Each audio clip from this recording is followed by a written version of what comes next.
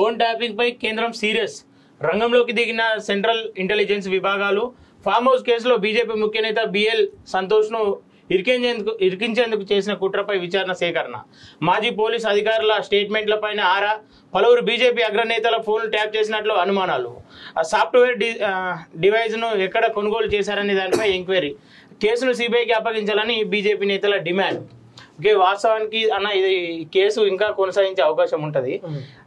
ఏదైతే ఈ కేసును ఫోన్ ట్యాపింగ్ కేసును రాష్ట్రం ఆధీనంలో ఉంది, దాన్ని ఏదో ముంగట చూపించుకుంటా వాళ్ళు చేసిన తప్పిదమని చెప్పి చూపించుకుంటా ముంగట అడిగేయకుండా అది పూర్తిగా దాంట్లో ఏం జరుగుతుంది ఏందని చెప్పేసి ఆధారాలు చూపించకుండా ఏదో ఫోన్ ట్యాపింగ్ వస్తుందని చెప్పేసి బెదిరించి నాయకులను గుంజుకునే ప్రయత్నం అయితే కనిపిస్తుంది. వాస్తవం సిబిఐకి అప్పగిస్తే ఆ సెంట్రల్ కు స్టేట్ కు దానికి సంబంధం ఉండదు, రాష్ట్ర నాయకులతో కూడా వాళ్ళకి సంబంధం ఉండదు. కాబట్టి ఈ కేసును ముందుకు తీసుకునే అవకాశాలు ఉంటాయి. ఆ గతంలో రఘునందన్ రావు కూడా కొన్ని విషయాల్లో చెప్పింది, నా ఫోన్ ట్యాప్ అయింది అని చెప్పేసి. ఆయన బై ఎలక్షన్ లో ఎమ్మెల్యేగా నిలబడ్డప్పుడే చెప్పింది, కానీ దాని మీద పూర్తి ఎంక్వైరీ చేయలే. అప్పటి ప్రభుత్వం బీఆర్ఎస్ కాబట్టి. అట్లీస్ట్ ఇప్పటి ప్రభుత్వం అన్న ఇన్ని రోజులు అవుతుంది, 5 నెలలు.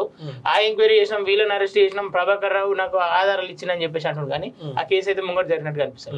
కానీ కొంతమంది అధికారులు బలి అయినట్టు స్పష్టంగా అనిపిస్తా ఉంది. చాలా కాకపోతే అధికారుల వెనకాల ఏ పొలిటికల్ లీడర్ ఉండో సో వాళ్ళని తీసుకుని ఫస్ట్ లోపడేస్తే సో నిజంగా ఎవరైతే ఈ బాధితులు ఉన్నారో వాళ్ళకి న్యాయం జరిగినట్టు అవుతుంది. సో ఆ దిశగా మరి కేంద్రం ఇన్వాల్వ్ అయిన తర్వాత ఏమన్నా ముందర పడుతుందా చూడాలి. సో ఏదేమైనప్పటికీ ఇది కల్వకుట్ల కుటుంబం చుట్టే తిరిగే అవకాశం ఉన్నట్టు స్పష్టంగా కనిపిస్తా ఉన్నది.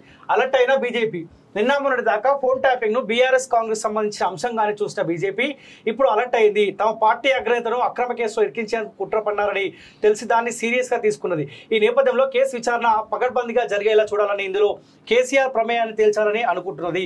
ఈ క్రమంలో కేసును సిబిఐకి అప్పగించాలని ప్రభుత్వాన్ని బీజేపీ నేతలు డిమాండ్ చేస్తున్నారు. అప్పుడే విచారణపై తమ పట్టు కూడా ఉంటుందని భావిస్తున్నారు. ప్రస్తుతానికి సమాచార సేకరణలో నిమగ్నమైన కేంద్ర నేతలు ఎన్నికల ఫలితాలు రాగానే దీనిపై సీరియస్ గా దృష్టి సారించాలని అనుకున్నట్లు పార్టీ వర్గాల ద్వారా తెలిసింది అంట. గత బీఆర్ఎస్ సర్కార్ హయాంలో జరిగిన ఫోన్ ట్యాపింగ్ వ్యవహారాన్ని కేంద్ర ప్రభుత్వం సీరియస్ గా తీసుకున్నది. బీజేపీ ముఖ్య నేత బిఎల్ సంతోష్ ఫామ్ హౌస్ కేసులో ఇరికించేందుకు కేసీఆర్ కుట్ర చేశారని టాస్క్ ఫోర్స్ మాజీ డీసీపీ రాధాకిషన్ రావు తన వాగ్మూలంలో వెల్లడించడంతో ఈ అంశాన్ని తీవ్రంగా పరిగణిస్తుంది. లిక్కర్ కేసు నుంచి తన కూతురు కవితను కాపాడుకోవడం కోసం ఫామ్ హౌస్ కేసులో తమ పార్టీ అగ్రనేతలు ఇరికించేందుకు ప్రయత్నించాలన్న విషయాన్ని బీజేపీ హైకమాండ్ జీర్ణించుకోలేకపోతున్నది. తమ పార్టీకి చెందిన మరికొంతమంది అగ్రనేతల ఫోన్లను ట్యాప్ చేసినట్టు అనుమానిస్తున్నది. దీనిపై సమగ్ర సమాచారం సేకరించేందుకు సెంట్రల్ ఇంటెలిజెన్స్ విభాగాలు రంగంలోకి దిగినట్టు తెలిసింది.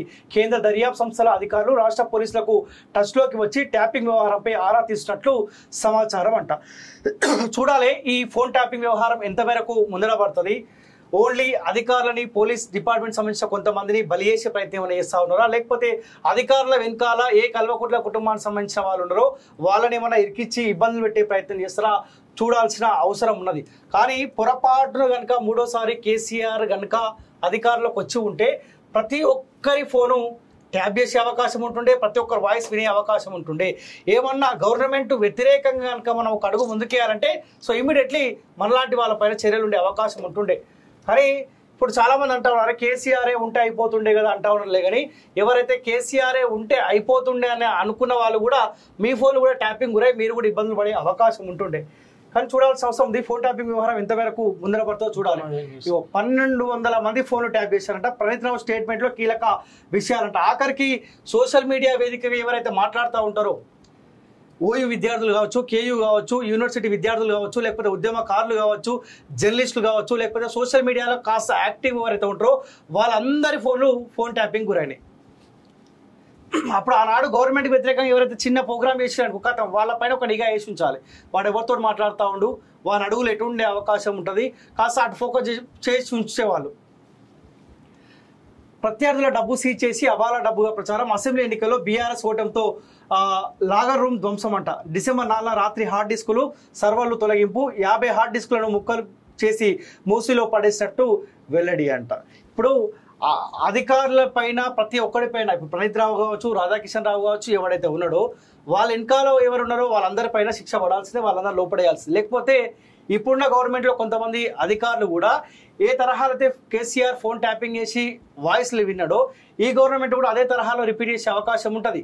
వీళ్ళపైన కఠినమైన చర్యలు ఉంటే ఇప్పుడు కాస్త ఒళ్ళు దగ్గర పెట్టుకొని అరే మనం ఏ పనులు చేయాలి ఏ పనులు చేయొద్దని చెప్పి కాస్త ఒళ్ళు దగ్గర పెట్టుకొని పనిచేసే అవకాశం ఉంటుంది.